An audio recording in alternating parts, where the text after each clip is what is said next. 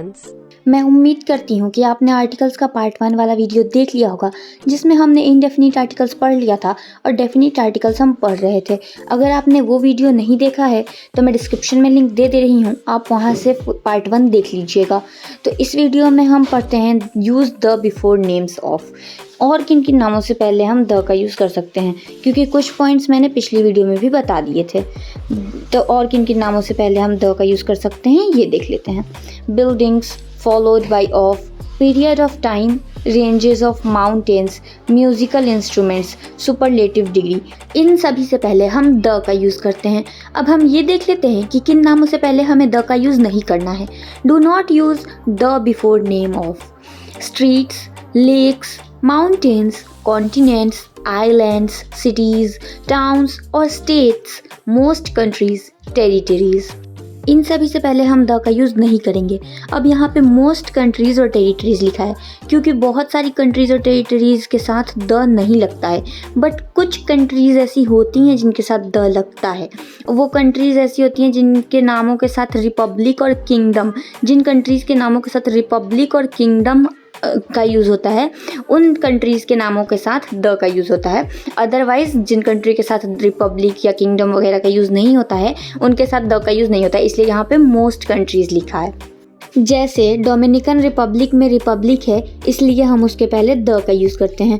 अब आपको मैं सबसे इम्पॉर्टेंट बात बताने जा रही हूँ, क्योंकि मैंने आपको बताया था कि द का यूज़ स्पेसिफिक थिंग्स से पहले होता है, बट कुछ सेंटेंसेस में द का यूज़ नॉन स्पेसिफिक थिंग्स के साथ भी होता है, क्योंकि वहाँ पे चीज़ें ऑलरेडी नोन होती हैं। मतलब जो सब्जेक्ट होता है उसके बारे में हमें पहले से पता होता है, हम उस सब्जेक्ट के बारे में पहले से जान रहे होते हैं, तो हम उसके साथ द का यूज़ करते हैं। क्योंकि इनडायरेक्टली अगर हम सब्जेक्ट के बारे में पहले से जान रहे हैं तो सब्जेक्ट हमारे लिए स्पेसिफिक हुआ ना, भले ही वो सब्जेक्ट ऐसे स्पेसिफिक नहीं है, बट अगर हम उस सब्जेक्ट के बारे में जान रहे हैं तो वो हमारे लिए स्पेसिफिक हुआ, इसीलिए हम उसके पहले द का यूज़ करते हैं। आगे एग्जांपल्स में मैं आपको मेंशन करके बता दूंगी, तो आप समझ जाएंगे कि कैसे नॉन स्पेसिफिक थिंग्स भी हमारे लिए स्पेसिफिक हो सकती हैं। Now we have some practice questions. अब हम इन क्वेश्चंस की प्रैक्टिस कर लेते हैं ताकि हमें द का यूज़ अच्छे से क्लियर हो जाए। तो फर्स्ट है, dash gold of India is famous. The gold of India is famous, क्योंकि यहाँ पे गोल्ड ऑफ इंडिया की बात हो रही है, यानी स्पेसिफिक है, सिर्फ इंडिया के ही गोल्ड की बात हो रही है कि इंडिया के गोल्ड जो है वो फेमस है, इसीलिए इसके पहले द का यूज़ होगा। सेकंड है, keep dash books on table. Keep the books on table, क्योंकि द बुक्स ऑन टेबल इसलिए कहा जा रहा है यहाँ पे क्योंकि जो बुक्स हैं वो स्पेसिफिक नहीं है, ऐसे कि जैसे मैंने अभी बताया, बट यहाँ पे सिर्फ उन बुक्स के बारे में बात हो रही है जिनके मैं टेबल पे रखने को कह रही हूँ। तो जो बुक्स टेबल पे रखने को कही जा रही हैं सिर्फ उन बुक्स के बारे में बात हो रही है, तो वो मेरे लिए नोन है, इसीलिए वो मेरे लिए स्पेसिफिक हैं, इसलिए हम उनके पहले द का यूज़ करेंगे। Keep the books on table. Third है, dash Eiffel tower lights up at night. तो इसमें the Eiffel tower lights up at night, क्योंकि एफिल टावर जो है वो तो स्पेसिफिक ही है और कहा जा रहा है कि एफिल टावर जो है वो रात को लाइट्स अप होता है, तो इसलिए the Eiffel tower lights up at night, क्योंकि एफिल टावर स्पेसिफिक है और वो जो है रात को लाइट्स अप होता है, तो इसलिए the Eiffel tower lights up at night. और आपको जैसे कि हमारा रूल पता ही है कि 3 क्वेश्चन हम सॉल्व करते हैं और बाकी के 2 आपको कमेंट सेक्शन में आंसर करने होते हैं, तो इन दोनों का आंसर कमेंट सेक्शन में दे दीजिएगा। अब हम अपने वीडियो का लास्ट टॉपिक पढ़ने जा रहे हैं, जो है use no article for name of. मतलब इन नामों से पहले हम कभी भी कोई आर्टिकल नहीं लगाएंगे। Languages and nationalities, sports, subjects, ये 3 पॉइंट्स ऐसे हैं जिनसे पहले हम कोई आर्टिकल नहीं लगाते हैं। अब एंड में हम कुछ इंपॉर्टेंट क्वेश्चंस कर लेते हैं और आर्टिकल्स को फिनिश करते हैं। इन क्वेश्चंस में हम कुछ जगह पे आर्टिकल यूज़ करेंगे और कुछ में आर्टिकल नहीं भी यूज़ होगा। जैसे फर्स्ट है, dash sun shines brightly.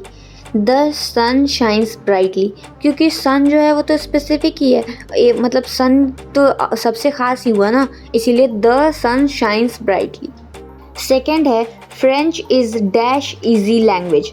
French is an easy language, because E में जो साउंड है वो भी ई का ही आ रहा है, इसीलिए French is an easy language.